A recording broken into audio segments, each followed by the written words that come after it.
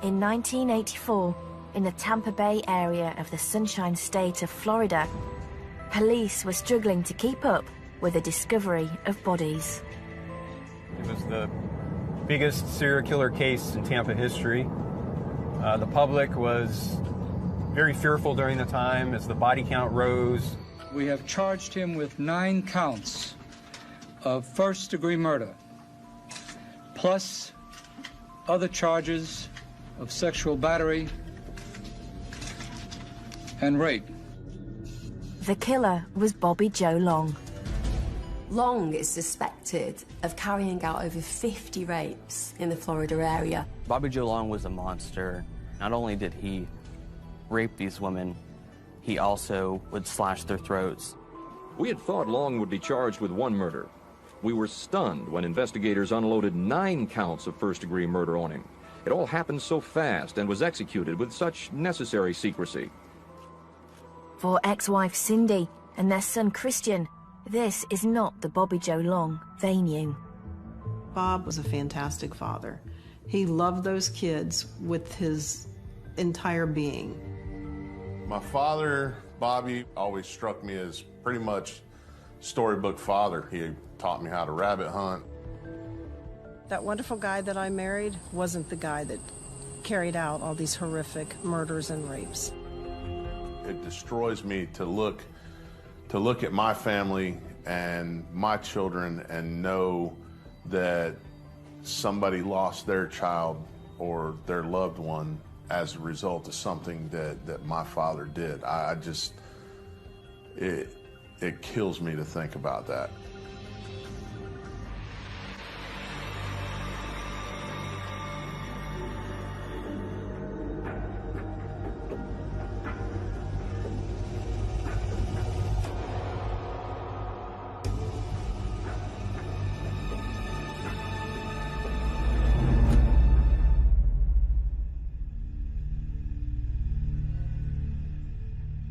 In 1967, 13-year-old Cindy Brown met 14-year-old Bobby Joe Long in the park. They became childhood sweethearts. We were at the park playing football, a group of kids, and our friend Mike came up and had the new boy in the neighborhood, which was Bob.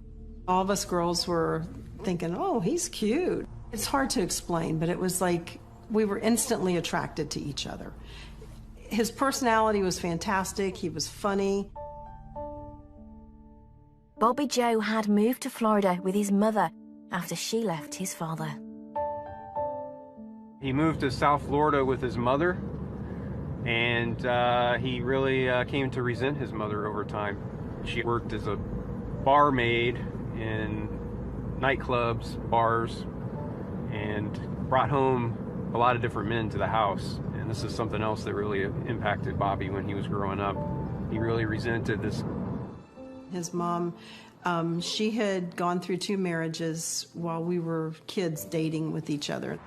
He hated his mom, the way he talked to her at times, and, you know, she has claimed that he's been physical with her. Despite his troubles at home, Cindy and Bobby's relationship stayed strong.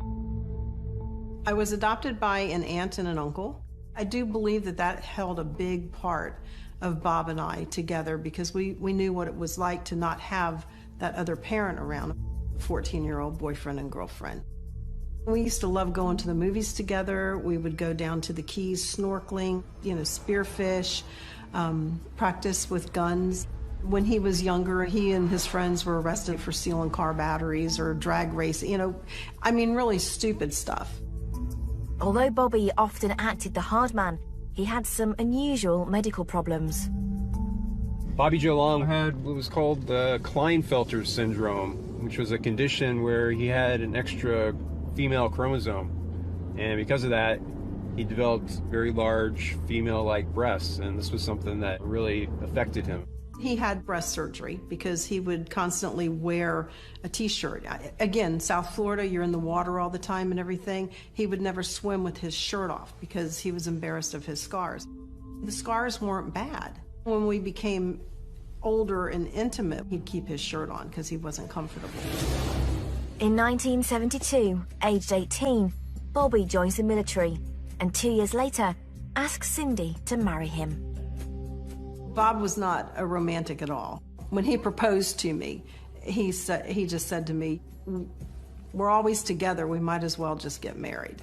We went ahead and kind of rushed the marriage to go ahead, and we were married January 25th, 1974. We know that the wedding's brought forward because she falls pregnant. Now that gives us an insight into the fact that at that time he wanted to be a family man. At this point, he's at least trying to fit into that moral code. The couple's honeymoon was cut short 3 months into married life, when Bobby had a serious accident. He was on his way to work. He was in a really bad motorcycle accident. He got thrown from the motorcycle. He was going about 65 miles an hour and suffered some severe head injuries. I remember they said he flew a good 100 feet, landed on the head. That was the day that our lives changed. I was pregnant with our first child. I ended up having to quit my job to stay home to help take care of him. After the accident, Cindy was convinced Bobby's behavior was different. Even like in the hospital and stuff, he was, I don't know, he just wasn't himself, you know. Before the motorcycle accident, Bob, he treated me like a queen. He just always would tell me how beautiful I was, but after the motorcycle accident, he would tell me I was fat or how nobody else would want me or how stupid I was. He got to the point where he would shove me, or he'd grab me by my throat and pin me against the wall and tell me, you know, shut up, you know, don't talk back to me. He started becoming much more violent at times, prone to really violent outbursts. Really kind of developed a Jekyll and Hyde personality after that. One of the things that you see in domestic violence and abuse is incremental use and typology of that behaviour. So you don't automatically get into a relationship and become violent. It might be name-calling, being jealous, then it could be the odd slap, then it could be odd punch, etc., etc., until in the end that person is so confused because this loving relationship that they used to know has been so gradual in becoming this incredibly violent, unsafe space that they don't understand quite how they arrived there. And their sense of self and self-esteem and confidence has been just completely eradicated. After Bobby Joe Long's motorbike accident in 1974, he was medically discharged from the army. A year later, Bobby and Cindy have their second child, and Bobby's behavior began to spiral out of control. It became real physical. I mean, he was punching me in the head. He used to have the habit of sitting on me, like shoving me down on the bed, and he would sit on me on top of the bed, you know, on my bottom part, and he would put his knees, you know, up here where I couldn't, like, protect myself or protect my face or anything, and he would just like pound me in my face or choke me. How many times he choked me unconscious. He enjoys choking, and part of that will be for sexual gratification, and part of that will be for absolute surrender. When somebody is constricting your airway, you are absolutely helpless, and that person, as they are choking you, tends to be looking directly into your eyes. It is domination beyond belief. In our house, our bedroom was the first bedroom, and then the kids were at the end of the hallway. They could hear me trying to scream or hear him, you know, shoving me around and everything. They would hear the entire altercation. I remember, you know, knowing that there was something bad going on the other side of the wall, knowing that my mom was being hit. One time in particular that I remember coming out of the hallway and walking down the hall, Mom's in the bathroom, you know, and you could tell she had been hurt. She was, you know, obviously crying, and then I remember seeing my father at the other end of the hallway with this look on his face, and it was a look of satisfaction. Seeing my dad do the things that he did to my mom was heart-wrenching. I mean, it was the scariest thing that I had ever seen. But seeing her get hurt and knowing that I couldn't do anything about it, it would hurt me pretty bad. I had thought about ending the relationship many years, many times. And every time I would say something about divorce, he would again convince me that I was not going to be able to make it on my own with the 2 kids. In June 1980, Cindy was victim to a particularly violent attack at the hands of Bobby. He had, knocked me unconscious. He grabbed me by my throat, slammed me into the corner of the old floor model TV. And when I came to, I was laying on the couch, blood all over the place. He says, "You need stitches." He goes, "But you need to go to the hospital. I'll stay here with the kids, but if you tell them what happened, I promise you I'll kill you." The doctor came into the hospital room and he says, "You know, what happened?" And I said, "Oh, I tripped over a toy and smashed into the corner of the TV. And I can't tell these doctors what really happened, and because he's going to kill me, you know, and he's got my kids right now." And he came back in, but he had a police officer with him. He says, "Will you tell the police officer what happened?" And I said, "You know, I already told you." The police officer looked at me and he said, "Did that toy have hands?" And I said, "What are you talking about?" And he took a mirror from behind his back and he showed me my neck, and I had the perfect fingerprints and bruises already where he had choked me. The policeman told me, "I'm going to come back in a week to check on you, and if you haven't filed for divorce or somehow gotten him to move out of that house," he said, "at that point I'm going to arrest him, because if I don't, he's going to kill you." I have absolutely no doubt whatsoever that Cindy would know that if she did not leave, she was going to leave on a stretcher dead. That's what happens in domestic abuse like this. I came home from the hospital, and the humiliation, you know, of being talked to by the police and everything, I just thought the only way out of this is to kill him. I'm tired of being his punching bag, and the kids would be better off without him. So I loaded a double-barreled shotgun. He's laying there sound asleep, and I held it to his head, and every time I would go to pull the trigger, I would think about my kids being in the rooms next to us and what's going to happen to the kids. The alarm went off at 5 o'clock in the morning, and he looked at me dead in the eye, and he said, "Go ahead, bitch, you don't have the nerve." And I said, "No, I do have the nerve, but you're not worth losing my children over."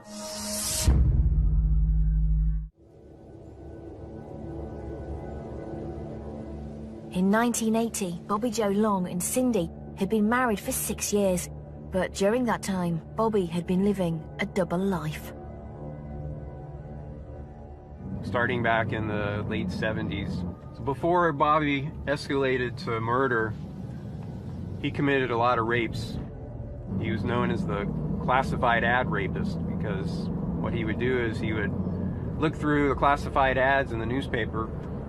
He would call up the number listed in that classified ad, and if a woman answered, he would engage her in conversation.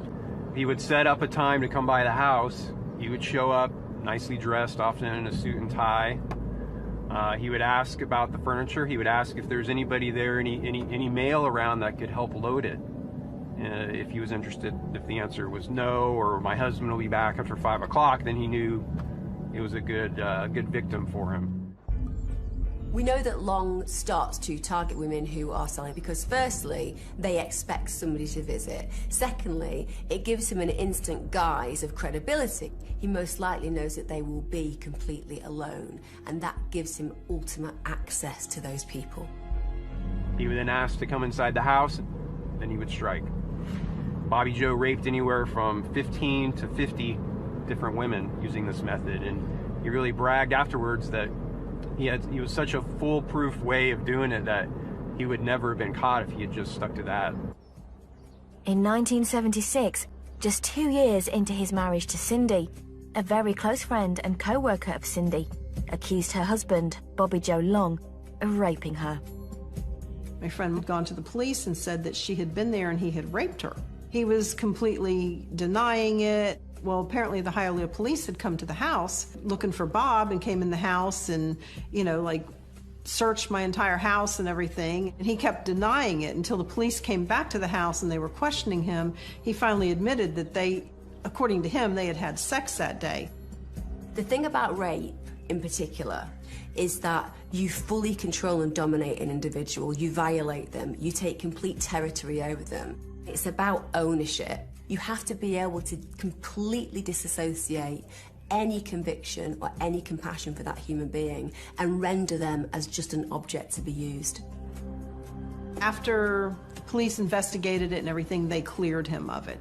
They said that it was consensual and she was probably just mad, which now today, I know it wasn't consensual. I feel in my heart, truly, that he raped her. Cindy stood by Bobby after he was cleared of the alleged rape. For their son Christian, he has mostly happy childhood memories of those early years. Growing up, and there was 4 of us between mom, dad, and my sister and I. We lived in the typical black and white house, little white fence out front. My father, Bobby, was, from my memory, he always struck me as pretty much storybook father. He would always take us kids to the park. We spent time fishing. He taught me how to rabbit hunt. As a family together, we would go out in the boats. We would take the kids to the beach. We would take them to the movies. We'd go on picnics together. We would actually take the children hunting. My father was pretty well liked by just about anybody that knew him. Christian remembers his father in those early years as quite a good father, you know, somebody who spent time with him fishing, somebody that he connected with. He certainly was not scared of him. In July 1980, after Bobby and Cindy's relationship turned violent, Cindy finally filed for divorce, and Bobby moved out. Cindy and Long get divorced when Christian's around 6 years of age. This is a pretty significant time in a young man's life. His memories of his father will be clear, he's got used to him being around, and it can be quite a distinct change when somebody leaves the family household. So at that point, my dad's like out of the situation. He's gone, you know, he's in California, he's, you know, I know he was in Mexico for a little bit. He was working on cruise ships. I mean, the guy did all kinds. I mean, he was living the life of Riley, apparently. I mean, he was doing things, you know. After we were divorced, he had moved to the Ocala area, and he was living with a guy, and there was a girl. He ended up having sex with her. And apparently she said it was not consensual, and he said it was, that he had been charged with this alleged rape. The rape charges against Bobby Joe Long were dropped again. But a few weeks later, he was allegedly involved in a physical altercation with this victim. After Cindy leaves Long, what we notice is an instant escalation in his violent behaviour. He moves in with a friend of his. She accuses him of rape, even though there isn't enough evidence. She then accuses him of battery because she says he pushes her down the stairs. There is a chaos about his behaviour, and you can't help but believe that the foundation that Cindy was creating for him has now been ripped away, and he's in free fall. In July 1983, Bobby returns to Florida and moves to Tampa. Tampa in the 80s was known as a party town. It was known for its strip clubs, a lot of prostitutes and partying. It was this area of Tampa, this red light district, which was where Bobby Joe Long found a lot of his victims, came to be known as his hunting grounds. Long then escalates from just raping his victims to actually murdering them. His sadistic nature. He enjoys, for example, choking. So if you get turned on sexually, if you have that paraphilia and you choke somebody, then you may want to choke them more and more and more until finally it's too much choking and they die. When you've had that thrill, you want to choke the next person until they die. So these roads that we're driving on now, these very rural area roads, these are the types of areas that Bobby Joe Long liked to use to dump his victims, to get rid of his victims. Not a lot of people around, a lot of places that you could conceal a body for a long time. Bobby Joe didn't do much to try to hide his victims' bodies. Basically, he would, when he found a spot he liked that was remote enough, out of the way enough, he would just dump the body there. While Bobby Joe Long was out raping and murdering women in Florida, he was also being a father to his son, Christian.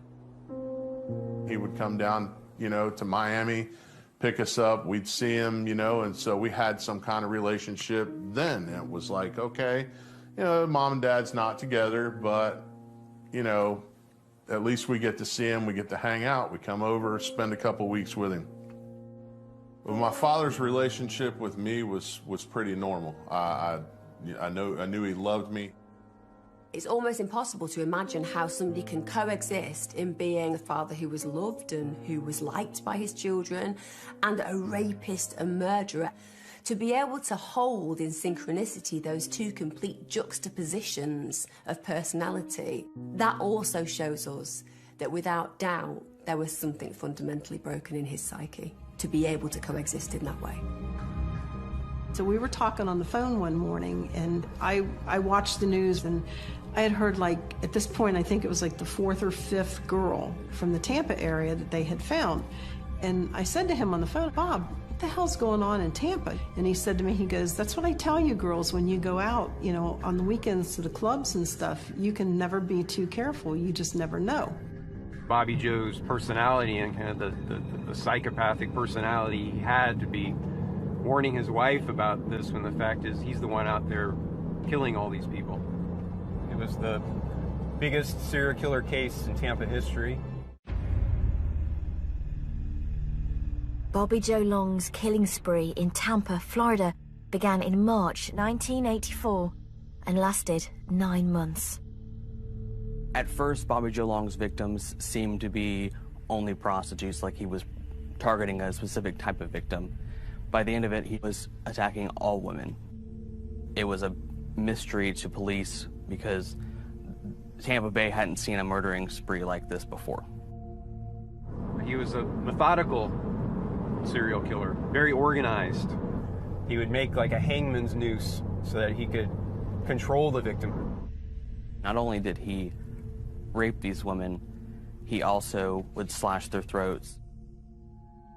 Long is an individual who is ultimately incredibly dangerous, who is a violent murderer and rapist, who is a sexual sadist.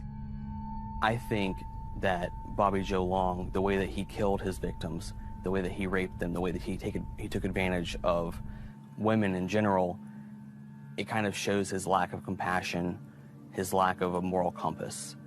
And the way that these women were murdered, it's unfathomable. For any normal human, that would be an abhorrent scenario to imagine, even for a rapist, that you become a murderer. But you see, if they're murdered, they can't talk. You know, it's about clearing up your crime. It gets gratification from ending their life, but it also does another job. It makes sure that they're silent and they can't tell anybody about him. There were a lot of similarities in the crime scenes for Bobby Joe's victims. They also found red fibers on a lot of the victims. One of his real hallmarks of his killings was the use of these ligature-like leashes and collars he put on his victims to have total control over the victim. And these were recovered from a lot of the crime scenes. It just depended on the situation that he was in. Some women were killed by getting their throats slashed. Other women were killed by gunshot wounds. In the 1980s, we didn't have the DNA technology we have nowadays. Law enforcement was much more limited in their ability to try to track and identify these killers. The investigation into Bobby Joe Long's killings lasted for over 10 months. It was the biggest serial killer case in Tampa history. The public was very fearful during the time. As the body count rose, fear really gripped the community, especially the area that Bobby Joe was known to be hunting, and especially for women in the Tampa area. There was a lot of fear. After killing 10 women and raping countless others, Bobby's reign of terror came to an end in November 1986. Bobby Joe's killing would have continued had it not been for one particular victim, Lisa McVey. Was a 17-year-old girl that he abducted one night on her way home from working the night shift at a Krispy Kreme Donuts in Tampa.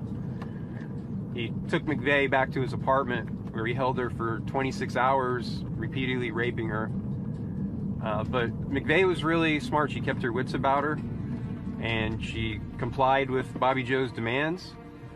She also played on his sympathies and told him that she had to care for her ailing grandfather. And Bobby Joe began to trust her and seemed to care for her He told her at one point that he wished he could keep her, but then he ended up letting her go. Lisa McVey was really observant of Bobby Joe's apartment. She was able to kind of peek out from underneath the blindfold and see details of the apartment that she was able to give later on to law enforcement, which really helped them to identify where his apartment was. She noticed street signs, she noticed hotel signs, she saw a Quality Inn sign, a Howard Johnson sign. She also was able to see a little bit of where Bobby Joe stopped to make a ATM withdrawal. So she was able to give police a lot of details about Bobby Joe's apartment, places they had been, his car. On the 16th of November 1984, serial killer Bobby Joe Long was arrested by Hillsborough sheriffs for 9 counts of first-degree murder, sexual battery, and rape. Task Force detectives say they have such a strong case against Long that even if they didn't have Long's statements, even if Lisa Rhodes had not escaped to tell her story, fiber evidence and items taken from Long's apartment would have been enough to charge him with all 9 murders. Said one detective, he didn't have to tell us a thing. Yet police acknowledge there could have been more murders if the pieces had not come so quickly together in those frantic 30 hours before Long's arrest. When Bobby Joe was captured, they finally identified who this serial killer was. It was a huge relief in the community. When he was interviewed by police, Bobby Joe Long revealed how he began targeting women. How did you pick the victims down there? I used the newspaper. What did you look for? Classified ads. What would be advertised? Whatever. And you just call up and tell me when to come by and look at it, or what? Yeah. Okay. I didn't hurt any of them. And how many there were? 2, 5, 20? What's a lot?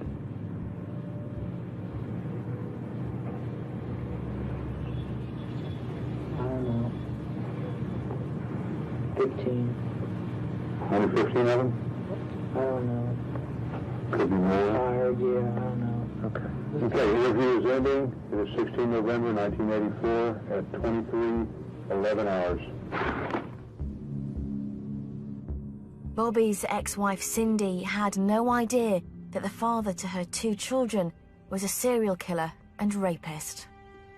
We had just gotten in from the fair with the kids, and I get this phone call, and it's Bob. I could tell, again, in his voice, something was horribly wrong.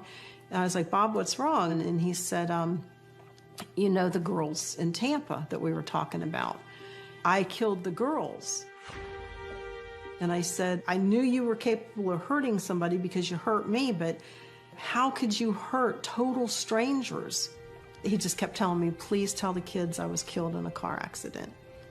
I told him, I said, there's no way that I'm lying to my children. Their voice on the phone came through and identified himself as Sergeant Latimer from the Hillsborough Police Department. And he said, we have him in custody, and we've arrested him for the killings of, at this point, I think it was 8 women that they knew about. I panicked. I was like, oh my God, what do I tell the kids? And I was crying hysterical. I'm like, why? For Cindy finding out that her ex-husband was a serial rapist and killer, to know that the man that she had spent her entire adolescence with, that she had loved, that she had cared for, that she'd had 2 children with, would have been absolutely life-changing. When I found out my father had been arrested, it was basically a situation. I'm laying in the floor watching TV with my sister, and the phone rang, and Mom's talking, and I hear her say, "Are you kidding me?" And turned around because the tone of voice was just odd, and the look on her face was like absolute terror. She just could not believe what she was hearing on the other end of the phone. We were told that he was arrested, but you know, we didn't know what for. But within a couple days of that, we were told the whole story because we were going to find out anyway. It was all over the news.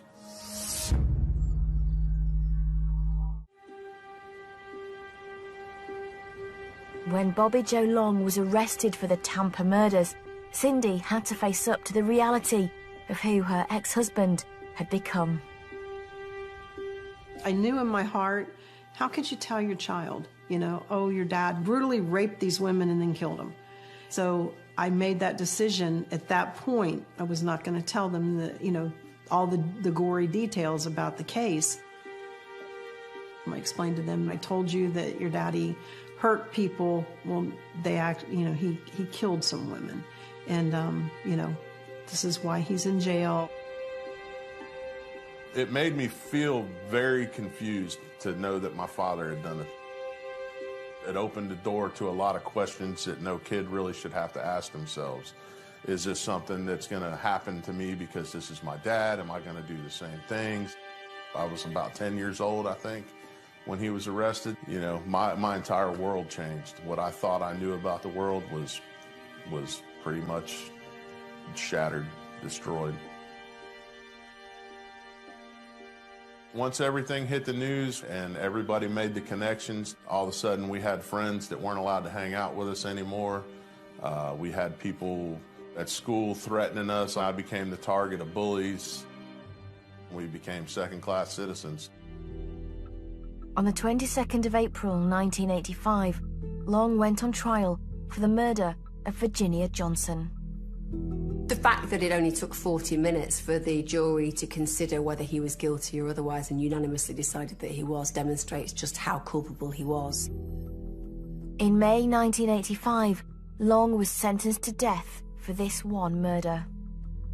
When I heard that my father had received the death penalty, I don't remember being upset, very emotional. I kind of expected it.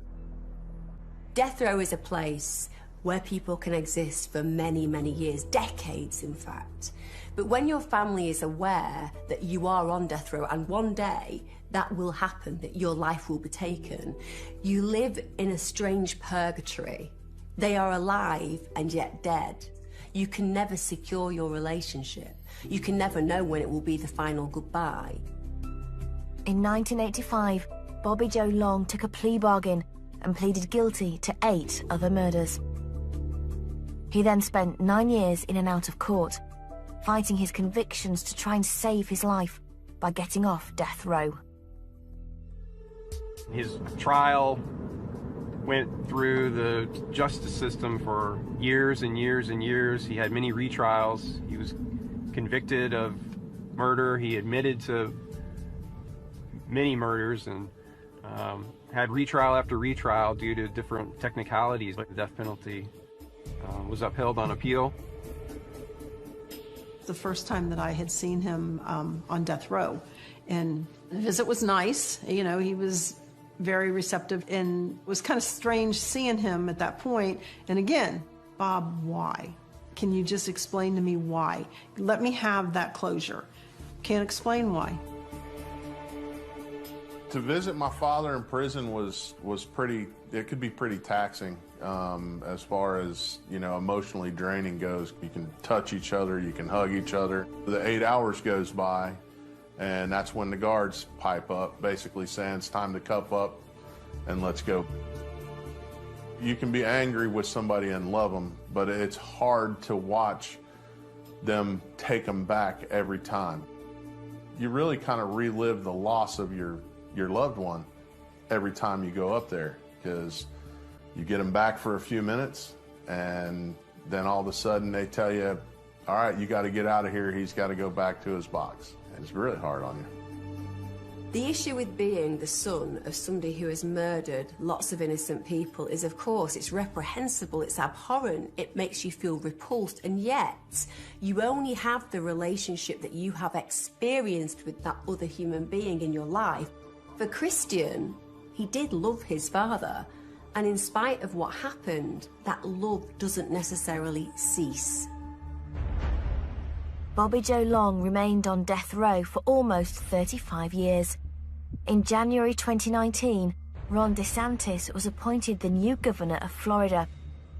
4 months later, he signed Long's death warrant, and the execution date was set for Thursday, the 23rd of May, 2019, at 6 p.m. Whenever we found out about the execution, I'm a wreck. We had there was, obviously a large range of emotions that we were dealing with. From the time they signed the death warrant to the execution, it all seemed like a blur. It was like a very rushed process. Cindy visited ex-husband Bobby for one last time. I visited with him the week before. The whole way up, I kept praying, just tell me what to say. I hadn't seen him in 18 years. I was nervous. It was kind of weird knowing that I'm talking to you today, but I know for a fact a week from today, you're no longer going to be on this earth. How that's going to affect my kids, he was their father. Bob never really showed any type of remorse, but when I visited with him prior to the execution, he did tell me, and it was the most sincere apology that I've ever heard from the man, how sorry he was for doing the things that he did to me. I told him, I said, I hate that you're going to be dead, because of our kids and everything, but it could have been so different. Yeah, we would have probably been divorced, but you could have still been a part of the kids' lives and the grandkids' lives and taught them how to go to the Keys snorkeling. But because of your actions, that's never going to happen. And now they have to know that my grandfather was executed by the state of Florida because of what he's done. I said, Bob, I have to tell you that I forgive you for what you've done to me, but I don't think I'll go to my grave forgiving you for what you've done to all those girls and my children and how you've cheated my grandchildren. I'm sorry. But, he said, let's change the subject. And I said, no, you're not controlling me anymore. After the death warrant was signed, we found out that we could go up and visit through the week. I think it was 6 hours a day over a few days. So I did make it up there to see him once, but it wasn't your typical visit. It was behind the glass.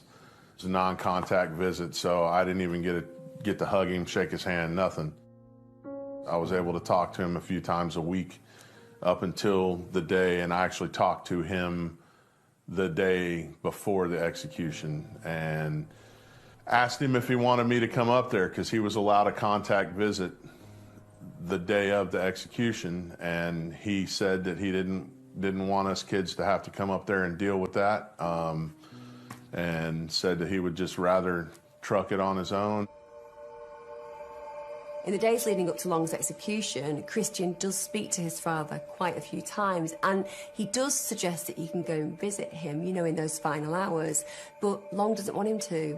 It seems that in spite of the broken, dysfunctional human that Long has become, there is still an empathy and compassion between father and son. And you see, that's the issue when you have a father that you love who is also a murderer.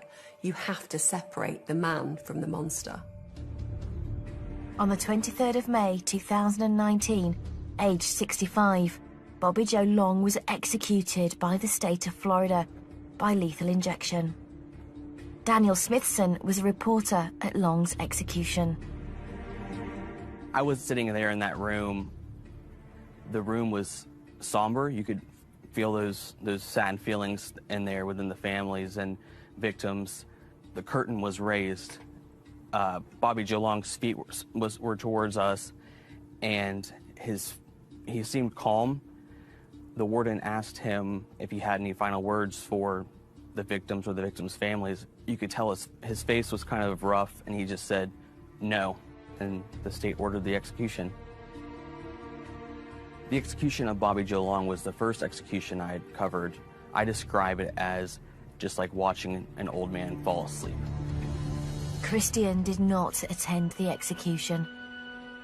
I respected his wishes, and he said, if you want to do something, go fishing, hang out with your family.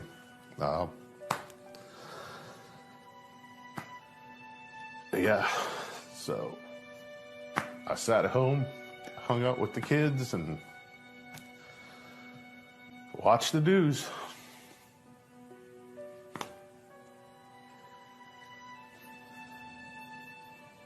When it comes to him being executed, it's hard to deal with because I feel like I've lost my father 3 times. First, him and my mother got divorced. So then he comes back around and we start having some kind of relationship. He gets arrested. He goes to prison. And so that's number 2. You lost him a second time, you know, so then he's in a cage. It's hard to get up there to see him. All this time goes by and then he's executed. So then you got to deal with the permanent loss. Sadly, for Christian, he's always going to be a victim of his father's actions. He lost a father that he loved. And that's the tragedy, that somehow in all of this, for Christian, not only did he lose his past and what that meant to him, he's lost his future with his father. For Christian's mother, Cindy, her final visit with Bobby before his death brought her closure. My visit with him did give me quite a bit of closure. I finally heard him say that he was sorry for the way that he treated me. You know, I went to therapy for a while because I was having nightmare on top of nightmare. I haven't had the first nightmare since he's been executed, which is just, it's amazing to me because it was always nightmares where he was chasing me or trying to get the kids. So closure as far as that goes. The future for me, I feel like it's pretty bright. I got 7 kids that I adore. My wife, we've been married 17 years, and hopefully we continue down this path. You know, I just want to see things keep getting better, and they do a little bit every day. Christian's saving grace is his mother. One of the things that Cindy has always been to him is an absolute foundation of support and love. She is solid. And because he has had that very secure attachment with his mother, he has been able to manifest an ability to cope with the most complex of situations with his father. And that is testament to Cindy. Bobby Joe Long managed to destroy a lot of things in his life, but I have managed to hold on to my beautiful family, and I refuse for anybody to destroy it.